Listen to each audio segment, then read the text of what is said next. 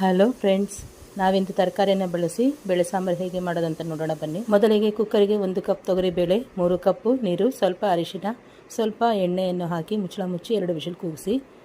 ನಂತರ ಅದೇ ಕುಕ್ಕರಿಗೆ ಸ್ವಲ್ಪ ಬೆಳ್ಳುಳ್ಳಿ, ಈರುಳ್ಳಿ, 1 ನೌಕೋಲು, ಕೊತ್ತಂಬರಿ ಸೊಪ್ಪು, ಆಲೂಗಡ್ಡೆ, ಬದನೆಕಾಯಿ, ಟೊಮೊಟೊ ಹಾಕಿ ಮತ್ತೊಂದೆಡೆ ಒಂದು ಸಣ್ಣ ಮಿಕ್ಸಿ ಜಾರ್ಗೆ ಸ್ವಲ್ಪ ಹಸಿ ಕೊಬ್ಬರಿಯನ್ನು ಹಾಕಿ ನುಣ್ಣಗೆ ರುಬ್ಬಿಕೊಳ್ಳಿ.